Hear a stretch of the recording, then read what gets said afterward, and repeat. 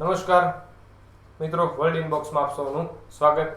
આપણે દરરોજની જેમ થોડા અગત્યના પ્રશ્નો જોઈએ. તે પૈકીનો પ્રથમ પ્રશ્ન છે, વર્લ્ડ કપ 2019માં અફઘાનિસ્તાનની ટીમને કઈ સંસ્થા સ્પોન્સર કરશે? આપણી સામે જે વિકલ્પ છે તેમાં છે ઇફકો, એસબીઆઈ, અમૂલ અને આઈઓસી. તો આમાં જવાબ આવશે સી, અમૂલ.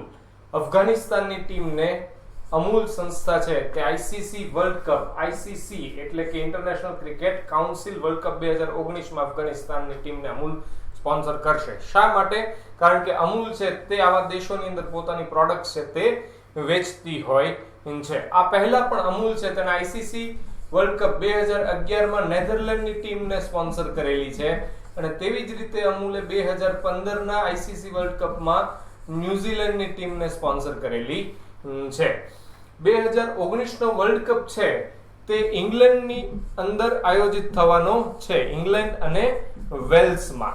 આ પહેલા 1975ની અંદર જે પ્રથમ વર્લ્ડ કપ યોજાયો હતો તે પણ ઇંગ્લેન્ડની અંદર યોજાયો હતો અને વર્ષ 2019નો જે વર્લ્ડ કપ છે તે યોજાશે. તે સાથે ઇંગ્લેન્ડ છે તે કુલ 5 વખત યજમાન બનશે. વર્લ્ડ કપનું આયોજન કર્યું હોય તેવું દેશ બનશે. 5 વખત આયોજિત થશે પણ તેમ છતાં એક પણ વખત જીત્યું નથી.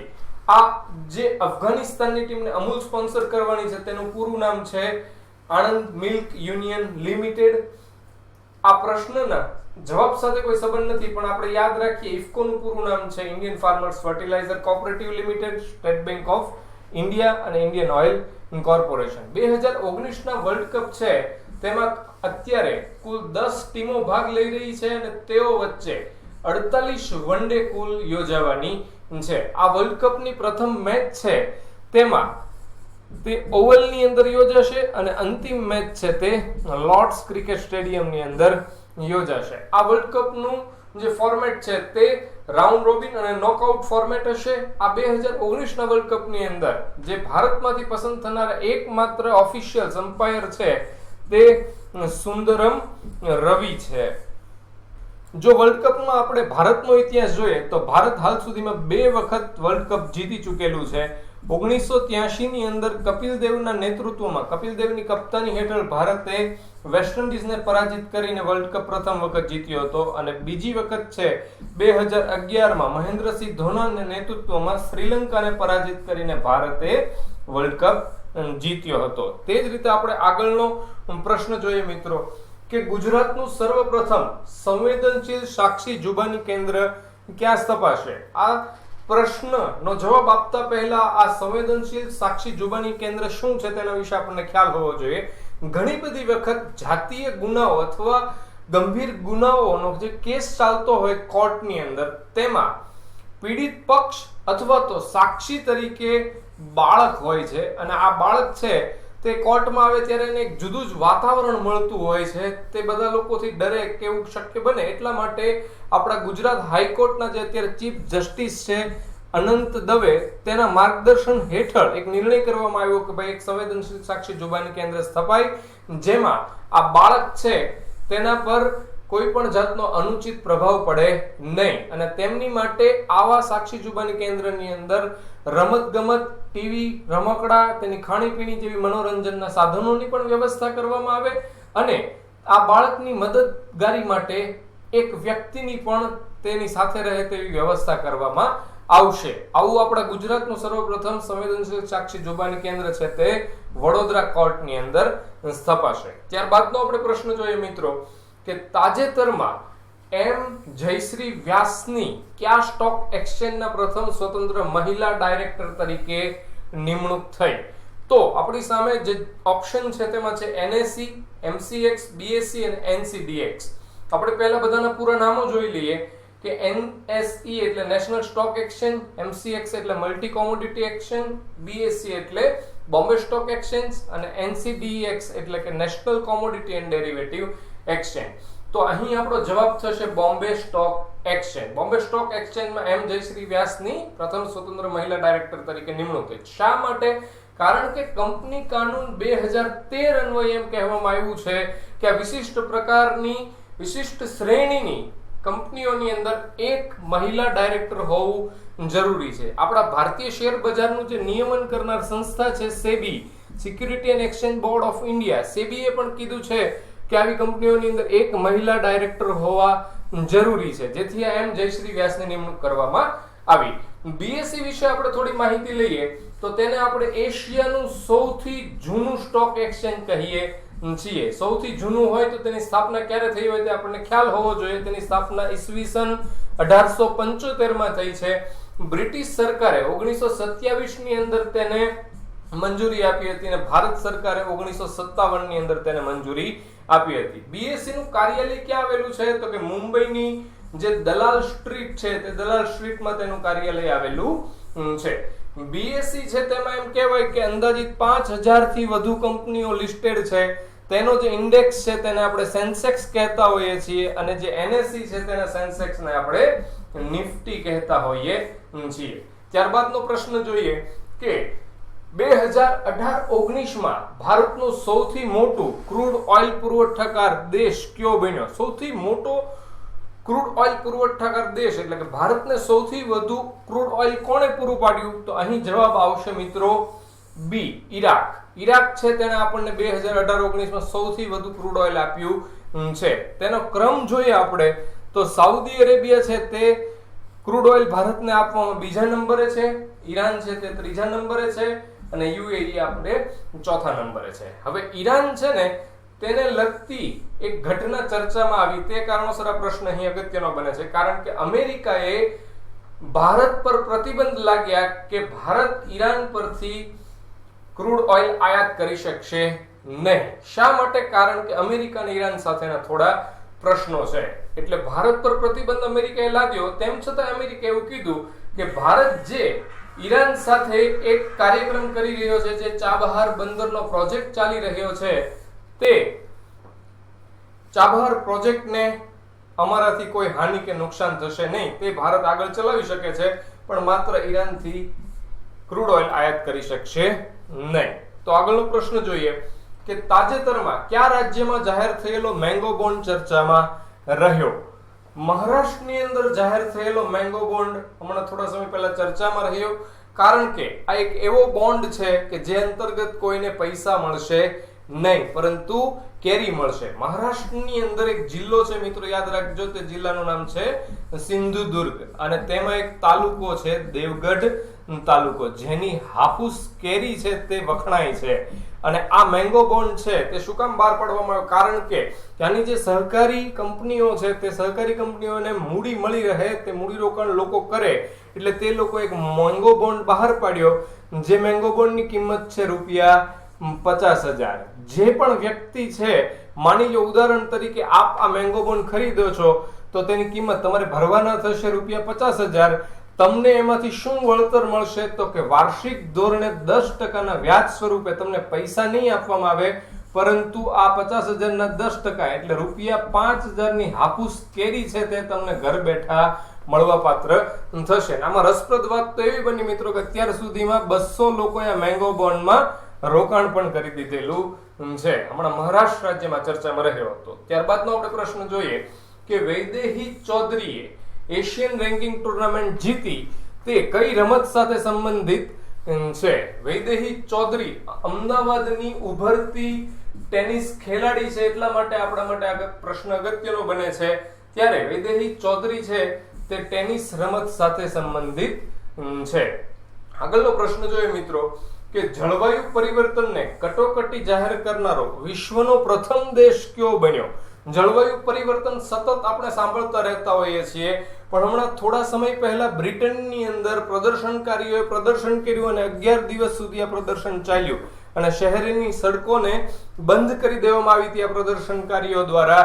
એટલે બ્રિટન છે તેની અંદર તેની સંસદમાં વિપક્ષે એક જળવાયુ પરિવર્તનને લગતો પ્રસ્તાવ પસાર કર્યો અને તેને બ્રિટનની સરકારે પારિત એટલે કે પસાર કરી દીધો, જેથી બ્રિટન આવું કરનારો વિશ્વનો પ્રથમ દેશ બની ગયો છે. બ્રિટનની અંદર એમ કહેવાય કે પ્રદર્શનકારીઓએ પ્રદર્શન કર્યું ત્યારે હવે આ આંદોલન ધીમે ધીમે જર્મની અને યુરોપિયન દેશોની અંદર પણ પ્રસરી રહ્યું છે. તાજેતરમાં એક 16 વર્ષીય સ્વીડિશ વ્યક્તિ છે, મહિલા છે, વિદ્યાર્થી છે તેવી ગ્રેટા થનબર્ગ છે તેની નોમિનેશન થયું હતું 2019ના નોબેલ શાંતિ પુરસ્કાર માટે. તેણે આ ગ્રેટા થનબર્ગે પણ કહી દીધું બ્રિટનના કાનૂન નિર્માતાઓ અને પર્યાવરણવિદોને કે તમારે પર્યાવરણ પર કામ વધુ કરવું જરૂરી છે. હાલમાં જેમ કહેવાય કે આ જળવાયુ પરિવર્તન છે, પહેલા તેને થોડું આપણે સમજી લઈએ તો UN ની એક સંસ્થા છે જેને આપણે IPCC તરીકે ઓળખીએ છીએ, જળવાયુ પરિવર્તન પરની એક સમિતિ, જેનું પૂરું નામ થશે intergovernmental panel on climate change. આ IPCC સંસ્થા છે તેને પણ હમણાં એક અહેવાલની અંદર ચેતવણી આપી દીધી છે કે હવે જળવાયુ પરિવર્તનના ગંભીર પરિણામો આવવા લાગ્યા છે અને જો કામ નહીં કરવામાં આવે પર્યાવરણ જળવાયુ પરિવર્તન પર કે તેને ડામવા માટે તો રોજિંદી આવી ઘટનાઓ છે તે બનવા લાગવાની છે. ત્યારે આ IPCC આપણા માટે એક અગત્યનો મુદ્દો બની જતો હોય તો તેની સ્થાપના UNEP એટલે કે સંયુક્ત રાષ્ટ્ર પર્યાવરણ કાર્યક્રમ અને તેનું પૂરું નામ થશે યુનાઇટેડ નેશન્સ એન્વાયરમેન્ટ પ્રોગ્રામ વત્તા એમ કહીએ કે વિશ્વ મોસમ વિજ્ઞાન સંગઠન છે તે આ બે સંસ્થાઓની મદદથી ઈસવીસન 1988 ની અંદર IPCC ની સ્થાપના કરવામાં આવી હતી, જેમાં 195 જેટલા દેશો છે તેણે સદસ્યતા પોતાની નોંધાવેલી છે. IPCC શું કરે તો કે દર 5-6 વર્ષે અહેવાલ જાહેર કરે મોટો મસ્ત અને તેમાં દર્શાવે કે ભાઈ જળવાયુ પરિવર્તનના કારણે આગામી સમયમાં આટલી બધી મુશ્કેલીઓ થઈ શકે એમ છે, આટલી બધી હાનિઓ થઈ શકે એમ છે, આટલી બધી ખુંવરીઓ થઈ શકે છે, જે માટે વૈશ્વિક ધોરણે હવે કાર્ય કરવું જરૂરી બની જાય છે. તે જ રીતે મિત્રો આપણે આગળનો પ્રશ્ન જોઈએ કે તાજેતરમાં કયા ન્યાયમૂર્તિ પર લાગેલા જાતીય સતામણીના આરોપમાં તેને ક્લીન ચીટ આપવામાં આવી કે મળે. ત્યારે આપણા સુપ્રીમ કોર્ટના મુખ્ય ન્યાયમૂર્તિ કહી શકીએ આપણા ભારતના CJI એટલે કે chief justice of India, supreme કોર્ટના મુખ્ય ન્યાયમૂર્તિ રંજન ગોગોઈ પર એક મહિલાએ યૌન શોષણના આરોપ લગાવ્યા હતા અને તે માટે તે આરોપોની તપાસ માટે સુપ્રીમ કોર્ટે એક ઇન હાઉસ તપાસ સમિતિ રચી. તે સમિતિ છે તેની અધ્યક્ષતા કોને સોંપી હતી તપાસ સમિતિની તો કે ન્યાયમૂર્તિ SA બોબડેને. આ સમિતિની અધ્યક્ષતા SS બોબડે કરી તો આ સમિતિની અંદર કેટલા સભ્યો હતા તો કે 3, એટલે કે અધ્યક્ષતા SS બોબડે કરી તો એક આ બીજા વ્યક્તિ તરીકે NV રમણની નિમણૂક કરવામાં આવી હતી, પરંતુ તે મહિલાએ જેણે આરોપ લગાવ્યા હતા તેને વાત કરી કે ભાઈ આ NV રમણ રંજન ગોગોઈના સાથી મિત્ર છે, તેમને જો આ સમિતિમાં સ્થાન હોય તો મને ન્યાય મળી શકશે નહીં, એટલે NV રમણના સ્થાને મૂકી દેવામાં આવ્યા ઇન્દુ મલ્હોત્રાને, ન્યાયમૂર્તિ ઇન્દુ મલ્હોત્રા. અને ત્રીજા જે સભ્ય હતા તેમનું નામ છે ઇન્દિરા બેનર્જી. આ જે મહિલાએ યૌન શોષણના આરોપ લગાવ્યા હતા તેણે 3 અરજી પછી પોતાની અરજી છે તપાસની બાબતો છે તેને પાછી ખેંચી લીધી, એટલે SA બોબડે, ઇન્દુ મલ્હોત્રા અને ઇન્દિરા બેનર્જીએ આ ત્રણેય થઈ અને એક તરફી સુનાવણી કરી અને રંજન ગોગોઈને ક્લીન ચીટ આપી અને સાથે એ પણ કહી દીધું કે અમે આ અહેવાલ છે તેને જાહેર કરશું, તપાસનો અહેવાલ જાહેર કરશું નહીં. ત્યારબાદનો પ્રશ્ન જોઈએ કે તાજેતરમાં 15મા નાણાં પંચમાં સલાહકાર પરિષદના સભ્ય તરીકે કોની નિયુક્તિ થઈ તો અહીં જવાબ થશે આપણો C કૃષ્ણમૂર્તિ સુબ્રમણ્યમ. ભારતના મુખ્ય આર્થિક સલાહકાર એવા વ્યક્તિ છે કૃષ્ણમૂર્તિ સુબ્રમણ્યમ. ભારતના મુખ્ય આર્થિક સલાહકાર કૃષ્ણમૂર્તિ સુબ્રમણ્યમની 15મા નાણાં પંચના સલાહકાર પરિષદના 12મા સભ્ય તરીકે નિમણૂક કરવામાં આવી છે. આ 15મું નાણાં પંચ છે તે NK સિંહની અધ્યક્ષતાની અંદર રચાયેલું છે. તેની 15મા નાણાં પંચની રચના વર્ષ 2017માં કરવામાં આવી હતી. NK સિંહનું પૂરું નામ થશે નંદકિશોર સિંહ. બંધારણીય રીતે જો આપણે નાણાં પંચ જોઈએ તો પ્રતિ 5 વર્ષ માટે રાષ્ટ્રપતિ છે તે નાણાં પંચની રચના કરતા હોય છે અને આ નાણાં પંચની રચના છે તે ભારતીય બંધારણના અનુચ્છેદ 280 મુજબ થતી હોય છે, એટલે નાણાં પંચ છે તે બંધારણીય સંસ્થા છે જેમાં એક અધ્યક્ષ હોય છે અને વત્તા અન્ય 4 સભ્યો હોય છે. આમ 5 સભ્યોનું મળીને એક નાણાં પંચ બનતું હોય છે, જે શું કામ કરતું હોય છે તો કે તે કેન્દ્ર અને રાજ્ય વચ્ચે જે કરવેરા હોય તેની વહેંચણીની સલાહ આપતું હોય છે. 14મું નાણાં પંચ છે તેના અધ્યક્ષ હતા YV રેડ્ડી અને 13મું જે નાણાં પંચ હતું તેના અધ્યક્ષ હતા ડોક્ટર વિજય કેલકર. ત્યારબાદનો આપણે પ્રશ્ન જોઈએ કે દાદર બીચ પરથી 1000 ટન કચરો સાફ કરવા બદલ યુએનએ કયા યુવકને વી એવોર્ડ થી સન્માનિત કર્યો કે નવાજ્યો? વી એવોર્ડ એટલે કે યુએન છે તે એક વી એવોર્ડ વોલન્ટિયર એવોર્ડ કહેવાતો હોય છે. દાદર બીચ પર 87 અઠવાડિયામાં પર્યટકો દ્વારા જે 1000 ટન કચરો નાખવામાં આવ્યો હતો તેને મુંબઈના એક વ્યક્તિ છે મલ્હાર કલામ્બે નામના વ્યક્તિએ સાફ કરી નાખ્યો. આ માટે મલ્હાર કલામ્બેએ એક બીચ પ્લીઝ નામની એક સફાઈ અભિયાનની કવાયત ચલાવી હતી. શરૂઆતમાં લોકોને ખ્યાલ નહોતો, પરંતુ ધીમે ધીમે આ કવાયતની અંદર અભિનેતાઓ અને અભિનેત્રીઓ જોડાતા ગયા તેમ તેને ખ્યાતિ મળતી ગઈ અને યુએનના ધ્યાનમાં એક બાબત આવી કે આ મલ્હાર કલામ્બેનું જે તેમણે પર્યાવરણ પ્રત્યેનું એક જુનૂન જોયું, જે કારણોસર યુનાઇટેડ નેશન્સ છે તેના ભારતીય ઓફિસ પર મલ્હાર કલામ્બેને વી એવોર્ડ થી નવાજ્યો હતો. Thank you.